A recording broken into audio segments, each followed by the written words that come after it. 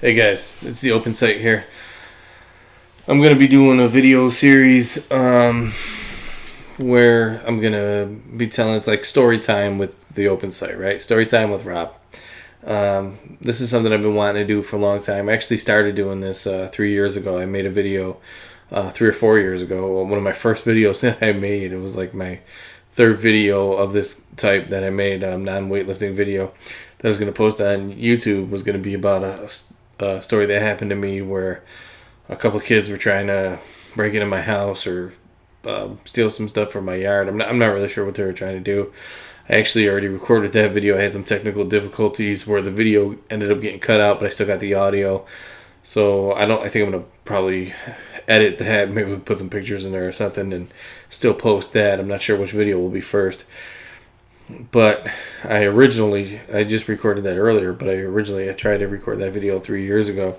I've had a lot of experiences in my life where, like encounters with bad guys, let's say. Bad guys, right? What's a bad guy? Regular people sometimes are bad guys, right? They're maybe not bad guys throughout the course of their day, but, once in a while they're bad guys. They do things they shouldn't. So I don't want to judge people or whatever and that type of thing. Maybe these people who I've had problems with weren't career criminals or anything like that, but, I just had some encounters that have really enforced to me that you should probably carry some type of form of protection. Not a condom. I'm talking about a firearm. If you live in a real restrictive state, or if you're younger, maybe I'm talking about a knife. With that, obviously, comes a lot of responsibility. But I just wanted to go ahead and give you guys a couple stories. Each video will be a different story. I think like I already said, I recorded one already. Had some technical difficulties. I think I'll edit it and still post it. But the story I wanted to share now is one from when I first moved here. I live in a different state. I'm from New York. I'm from Buffalo, New York originally.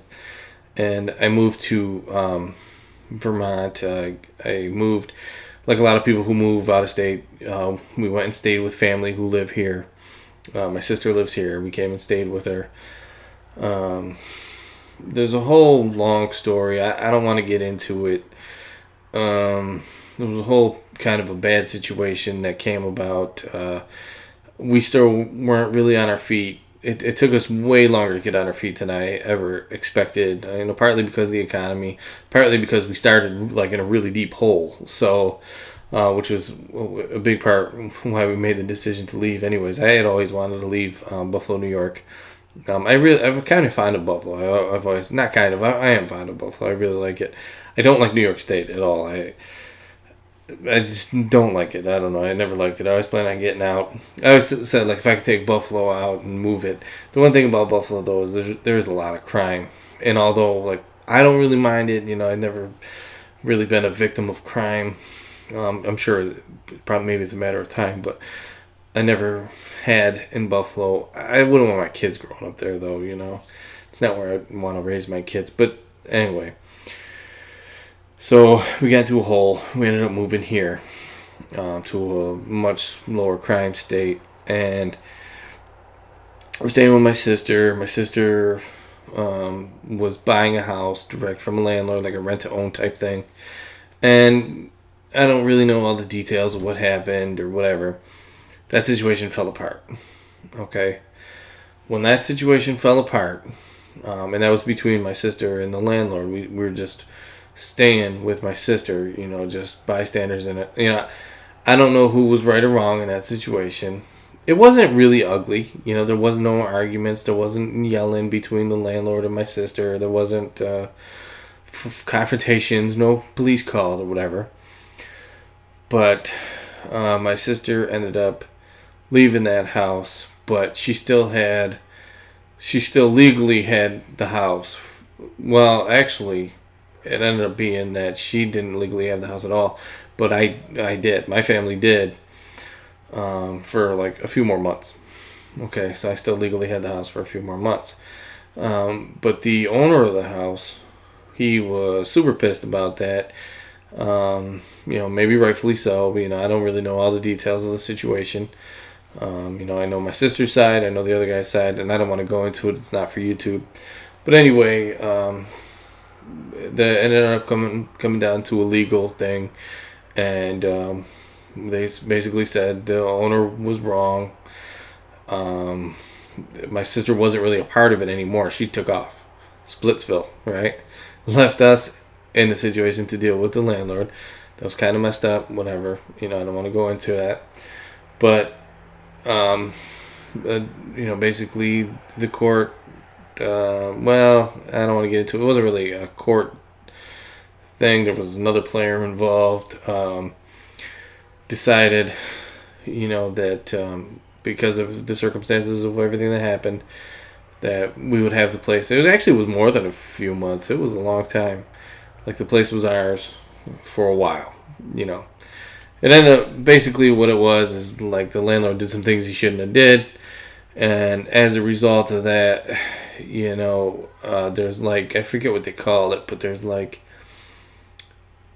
a court will give you, like, a certain, like room to, like, comfortably find a new place to stay, because you have to move from circumstances that were not your fault. It's not like we didn't pay him and then he's kicking us out in 30 days. It's like, because of the certain circumstances, like, the court gives you, like, a long cushy time to move out. So that was nice, or whatever.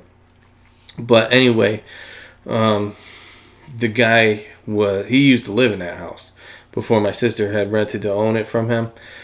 The neighbors were friends of his, and so he told them, I'm sure, he left some things out and positive of it. He told the neighbors his side of the story.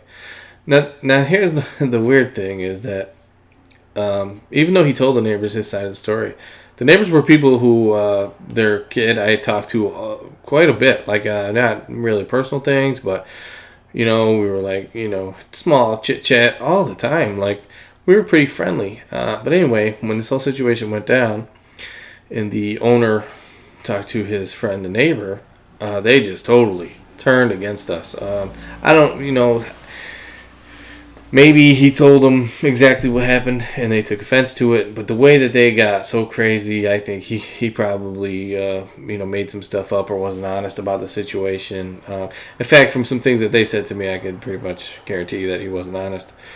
That's just the way it goes. So now we were in a situation where we're living in a house and the neighbors hate us. Okay, if you ever been there, I'm sure you know how it is. It's miserable. It's like we couldn't even go out in the yard to have, like, a little cookout.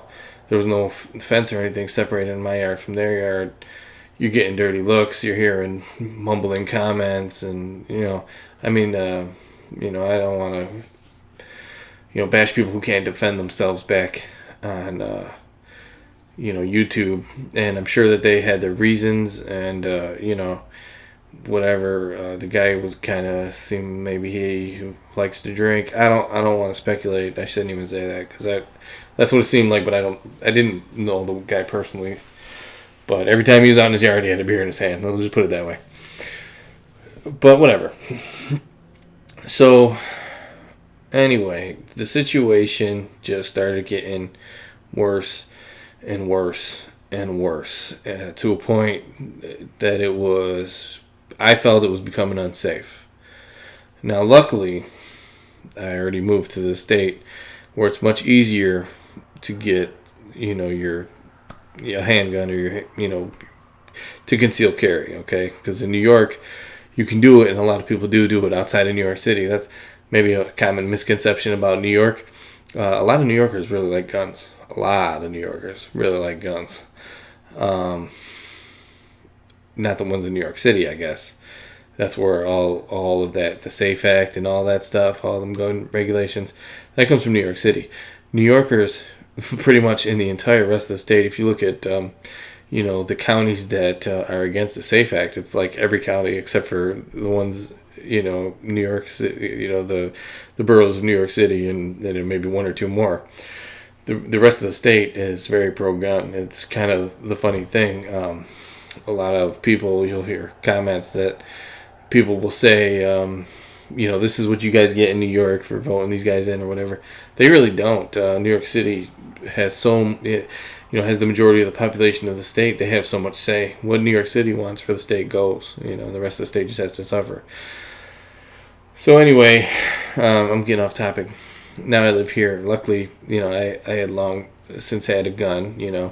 On one hand, that was a good thing because now I feel like, well, at least if these guys come kicking in my door or whatever, because they were getting really brave, really bold, I should say. I could defend myself now even if there's three of them or whatever. That's the great thing about a firearm. Even better than a knife or whatever. It really gives, maybe, if there's 3 or 4 guys, maybe your odds are still not that good, but they're a whole lot better if you have a firearm than if you don't have anything, even if you're a martial artist and there's 4 guys, you're better off with a gun, really. And luckily I had that, but on the other hand, now I can't leave the gun at home at all ever because it's in serious jeopardy of being stolen, because that's what they were doing. At first, I came outside the house one day. I see the screen has popped off. Okay. That's not cool. Somebody's trying to get in the window. One thing I had, because I had a dog and, big old pit bull mix, real friendly dog, but they don't know that, They come to the window trying to break in. I think what happened, he started barking and they ran off. We try to be as private as we could, so it's very well possible that they didn't realize the dog would be in there. I don't know. I'm speculating. I don't really know. But the rest of that, I'm sure about. They definitely try to come in the screen. In fact, I suspect 2 different screens. One I know for sure, but I think maybe on 2 separate occasions, maybe on the side of the house one time they tried to come in. At the time that it happened, I didn't realize how bold they had become, and I thought it was my brother-in-law had done that. My sister's husband, who had been living there. I thought he had done that, but then when I seen the second screen, and I know he didn't do that, it was taken off, and it was you could see it was like pried with a screwdriver, like they tried to pry the window open and all that, the lock, actually on the window. Then I knew, okay. Probably the first screen on the side of the house, wasn't, my brother-in-law either, but that one I'm not sure. So we ended up moving really before we were ready. Because, like I said, we had that place, this was like in September, and we had that place, it was ours until November, late November. And we found another apartment as soon as we could. We just wanted, I didn't want a confrontation with these people, I just wanted to get out of there. So within like 2 weeks, like a really short, crazy period of time, like people just don't move like that, and I really didn't want to either. I wouldn't have if I didn't have to. We moved to our new apartment, to where we are now, and we didn't have the money. Like I said, we were just getting on our feet at that time. We were just starting to have a little bit of money, and just started, working, maybe for a couple months at that point, and but we were like back on bills, so we're really like every time we were first getting paid, it was like paying things off that now that we were already in debt on, so we're just catching up. So anyway, we moved to the new place, but we moved with our car, so we didn't have a whole ton of furniture to begin with because we were staying with my sister. But we had some big things, some big dressers, a bed, and, I don't know, just a table and, a few things, and a lot of clothes and stuff like that. So we were moving with our car. Well, at one point, we didn't come back to the house for like 2 weeks. Because what we were doing is we would move like a little bit with the car. Because the new house and the old house were like 40 minutes apart.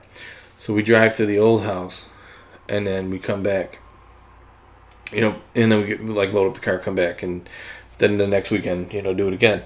Well, at one point we didn't go for like 2 weeks. It was getting, we didn't really have a lot more left at the house or anything like that. It was getting to be, and they ended up, I'm losing it here. We go back. Yeah, that's right. We go back, and the door is kicked in. No, we hadn't been back in like 2 weeks. The door is kicked in. So now here's the bad thing about living in a small town. We call the police. All right, and this was the second time. There was another incident where we had to call the police where this thing kind of started getting rolling. Okay, where it really started to get bad, but that's kind of irrelevant, and I don't want to talk about it anyways. But I get in the house. Okay. Now, when we pulled up in the driveway, there was a guy standing in their drive. The two driveways were like connected, but it's just like you park on this side for our house and you park on that side for theirs. So when I pulled in, there was this guy that I never seen before in their driveway, and I mean we lived there for a year and a half or whatever. I don't think it was that. No, it wasn't a year and a half. It wasn't that long. It was like a year. But I never seen this guy before, and I was always outside and things like that. But, whatever. I don't think nothing of it. Then we go up the porch, and I see the door kicked in. And the guy's standing there, and he gets on his phone, and he calls somebody, right? So, because I'm going to ask him, like, did you see who did this or whatever? I'm thinking about it, but I know he's friends with the neighbors who hate us, right? So, like, should I ask him? I don't know. So, I'm standing there, and I'm like, just call the cops. I'm not really like one for calling the cops for whatever reason. I don't have anything against the police or whatever, but I just don't. I called the cops like one time before that ever. So my wife calls the police, and he comes, and this is where I was getting at. This is the downside of living in a small town now. We're the new people here. Okay, I didn't realize that the owner of that house had already talked to the police and told him, basically, like, we stole this house from the guy. Like, how you steal a house, I have no idea, right? Besides the fact we would be out of because the court basically said, like, he can't just kick us out on a whim. Like, we have to have a certain amount of time. Because we didn't do anything wrong. So I forget what they call it, but like you kick people out for no reason, you get more time, than you normally would. So, he went into the police and tried to have us removed, but the cop knew that he can't do that. But the cop obviously remembered, the story, and felt bad for the guy that we were in the house or whatever. So he gets there. And I swear to you, this police officer is like, you guys aren't supposed to be here anyways. Like blah, blah, blah, blah, blah. So I'm like, oh, wonderful. And he, and I'm like, do you want to see the paperwork from the court? And he did this and that. I don't want to hear it. I talked to the guy, that guy lived here for however many years, and he's a good guy, blah, blah, blah. And he didn't even really go all into it like that. He more so went into like how dirtbaggish people we were. This is a police officer. I'm like, are you gonna do anything about the somebody just broke into my house? He didn't want to hear it. Okay, to make a long story short. So thinking about it afterwards, I'll get to that later, I guess. So now we go home, we get our stuff. We literally got everything except we have like one more load to get. Okay. I don't want to go back to the house and get it. I don't want to, because of everything that's happened, and the confrontations with the neighbors are getting worse. The police aren't doing anything about it. They didn't even go next door to question them to see, anything about the break-in or anything. And I don't think anything was missing at that point. We ended up contacting the bank was taking over the house, was what was going to end up happening. And we ended up contacting them, telling them about the break-in, and they finally did something. They went and like reinforced the door, put a lock on it, locked it all up and everything. So they gave us the key, And then our time was, we had like one load left to get. And our time was running out. Now I'm going to get to the juicy part. And I probably dragged this on and gave too many more details than I really needed to. But I think it's important, like mentioning how the police won't help. I think that's important.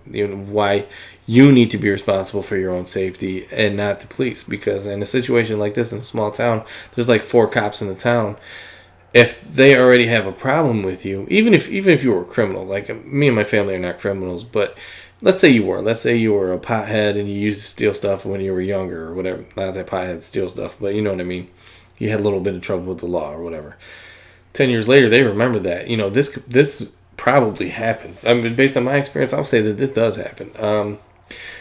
So we're running out of time. It's like late October. We only have till I guess we have like 20 more days, but I just want to get it over with. Okay, we haven't been there in a few weeks, whatever, because we don't want to deal with the neighbors. The neighbors tended to come outside drinking from like 5 to like 8 or 9 o'clock, and then go in the house and be like passed out, and like you don't hear from them, right? So me and my wife decide, you know what we should do? We'll go over there at like 12 o'clock, 1 o'clock in the morning. It was a good time for us anyway, because my wife works overnight, and this was like one of her days off. And we're like, on your day off, go over there. When you wake up or whatever, and we'll have dinner. We'll watch a movie, and then we'll go over there. They'll be sleeping. They'll never even know we were there. They won't, there won't be no confrontation. And we'll get the hell out of there. We'll just get our stuff. We only had we had a couple things to grab. We had like 3 things to grab, right? They were kind of big things though, so that's why they were left. So we drive over to the old house. We get there. As soon as I pull in the driveway, there's a friggin' party next door. A party. These people never had a party. Never had a party. Never, not once in the year that we lived there, did they ever have a party. There was like loud music. But, I thought about it, and I was like, oh man, should we get out of here, There's music, you could hear the music, all the lights were on. This was like 12, I think we left at like 12. So we probably got there at like 12:40 or whatever. And I'm like, should we just get out of here and come back a different day? Maybe, I don't remember, maybe I don't think that was on a weekend. But it didn't matter because they were never like up late, We just show up on the day they're having a friggin' party. So I kind of thought, well, maybe we should get out of here. But then I was like, man, this place is like 40 minutes away. We only got like 3 things to grab. Like, I'll sit in the car with the kids. My wife will go in there and grab the things. And we'll get the hell out of here, And maybe the fact that they were having a party, I remember thinking was a good thing. Because if they're in there, like there's loud music, they're drinking, they're probably not even paying any attention to what's going on outside. They probably can't even hear what's going on outside or whatever, So my wife goes in. I'm sitting out there in the car. I got my 2 kids in the back sleeping. It's late, they're sleeping. We put them in the car asleep and whatever, and kids like car rides. And I'm sitting there, and I think it was the young guy. First I see the curtains, and they got the lights on in there, and it's dark outside. It's real dark here where they live in the country, basically. So I can see him looking outside at me, and I'm like, God, don't let them come out here today. Just don't come out here today. And things had been building. Like, I knew it was building to a confrontation. There hadn't been a confrontation yet, but it was basically just because I was avoiding one. To be honest. It wasn't because they didn't want one. I'll put it that way. And the funny thing was, they weren't involved in the situation at all. I don't know. I don't want to get into it. But anyway, what ended up happening is the guy, I don't know who he was. I guess it was like they're one of their daughter's boyfriends or something. Some big guy, probably like 275 pounds, 280. About my size, actually. That's about the size I am. He comes outside and he comes over to my car, right up to the door. Now, I mentioned that I knew that there was a conflict. I knew that there was a good chance of, confrontation, which is why I came at the time that I did. It was the primary reason that we came at the time that we did. So for that reason, normally I would carry a gun anyways, but normally I carry a gun on, in a holster on my belt. But since I knew that they were probably gonna start a fight, yeah, I had it. I had it in. I had a. Was it like a? What was I wearing? Like a fleece or something? Oh yeah, I was wearing a fleece. That's right, a Columbia fleece. Just got it. Actually, I had just got it at that time. Carrying it in my pocket, right here, right on my right hand side. So it's right there. Guy comes up to my car. Gives the universal roll your window down sign. I don't have no business with this guy. I don't want to roll my window down. So I'm like, yeah, I'm like, what, like that, And if and the thing is, I'm kind of like, when you carry a firearm, this will be a little side note here. When you carry a firearm, I'm kind of like an aggressive person. Like, I don't start things with people. I really don't. I never like started trouble. But if somebody like came at me like in a threatening way, I always like lashed out. Like, what, like not necessarily attack them, but like, let them know, like, you're not gonna push something, go off or whatever, or at least throw them a dirty look or something. When you carry a firearm, you have to be very careful what you do, because you don't want to be seen as the guy who's starting the incident. So in that way, it's really helped me stay calm in situations like that, or give me a good excuse to stay calm. Anyways, so this guy comes over, and I'm like. I was like, I'm like, God, just make this guy walk away, God, if you're up there, get this guy away from me, And he's knocking on my window, and then he starts, and I'm like, what? And I roll it down like a little bit. Roll your window down. That's what he's saying, And I'm like, no, I'm not rolling my window down. What do you want, And then he starts like, he's like knocking on my window hard with like he's wearing rings, like he's gonna break my window, So I roll it down, I had it like a crack, just so he could hear me and I could hear him. So I roll it down a little bit more, like that.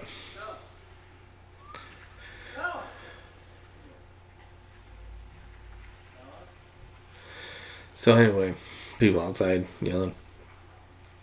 So anyway, what ends up happening is, so I roll my window down like that, okay? And I'm like, what do you want? He's like, what are you doing here? What are you doing here? You ain't supposed to be here.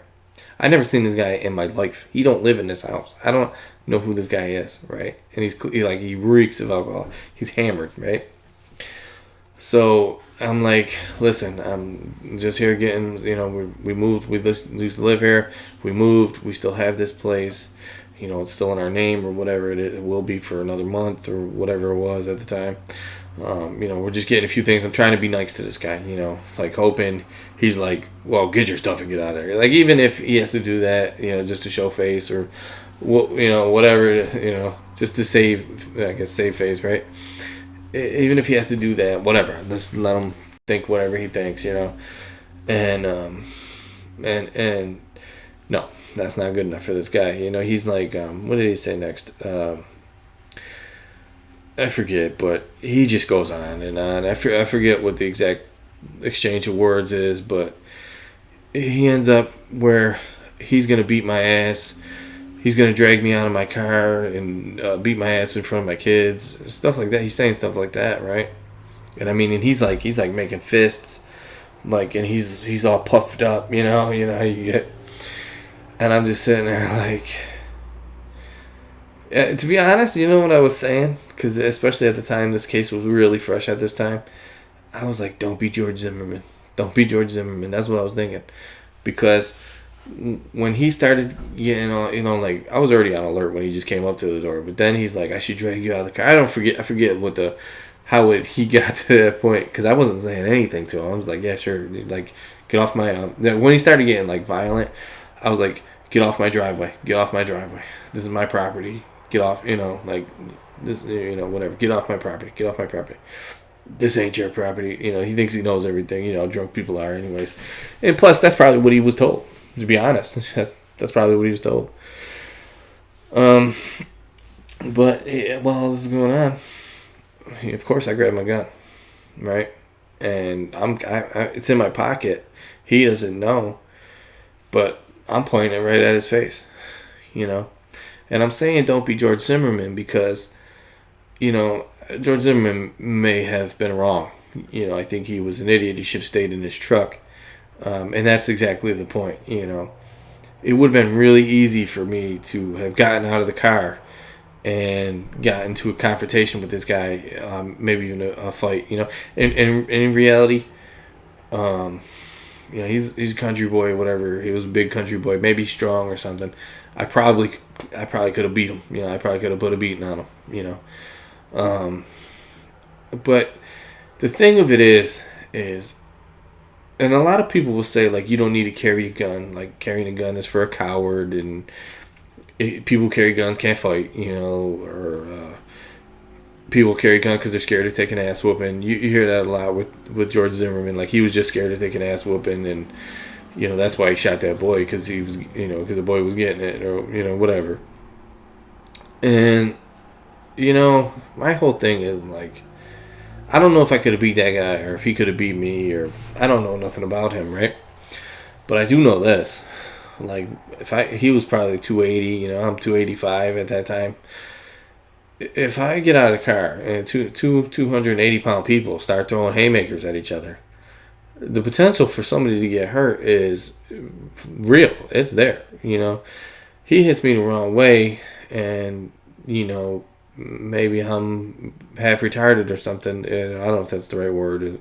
Sorry if that's offensive, but you know what I mean. You know, I mean, you just get caught the wrong way, or I slip and fall and hit my head on one of the blocks that are out there, and you know, my wife is going to be spoon feeding me, you know, for the rest of my life, and over what? Because he thinks he knew something, you know. So, you know, people could call me a coward if they want, and honestly, you know, if we put boxing gloves on and we went in the boxing ring, I would have fought that guy all day, you know. But in the you know, in the dark, you know, stone driveway of my house, you know, fighting a stranger, I don't know if he's got a knife. I don't know if he's got a gun, you know, to be honest, right? I'm not fighting him, you know, and if that makes me a coward because I'm not willing to risk physical harm to myself, even if he doesn't kill me. Let's say he breaks my nose and I break my hand punching him, you know. Is he going to pay, you know, who's going to pay for my medical bills? You know, maybe I could sue him if I could prove that he started it, even though he's got a house full of witnesses. And I got my kids sleeping in the back, right? And cops that don't like me in the town. You know, if I can prove that he started it, you know, maybe I can get a settlement awarded to me from him.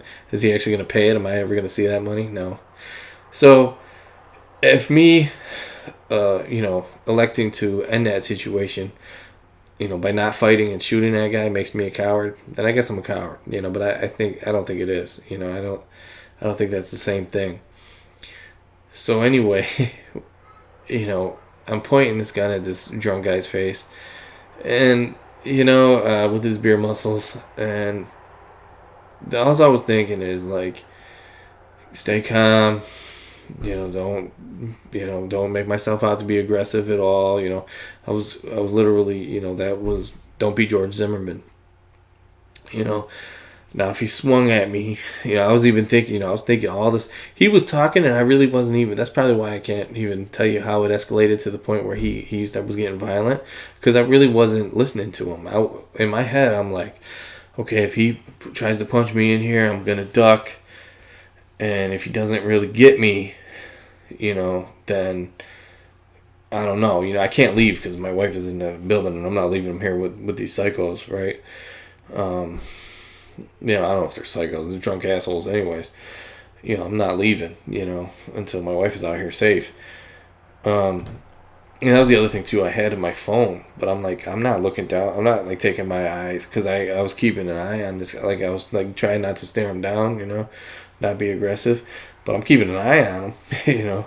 So, and I'm like, and if he hits me and he knocks me woozy, you know, if I can, I'm just shooting him. You know, that was what was going through my head. But that's a risky thing, because, you know, just because I was worried about the legal ramifications, I'm waiting until he hits me and almost knocks me out, or at least dazes me to shoot him. So that's a big gamble, because just because of I'm thinking of the legal consequences. I'm waiting until he puts me into a state where maybe I won't be able to shoot him.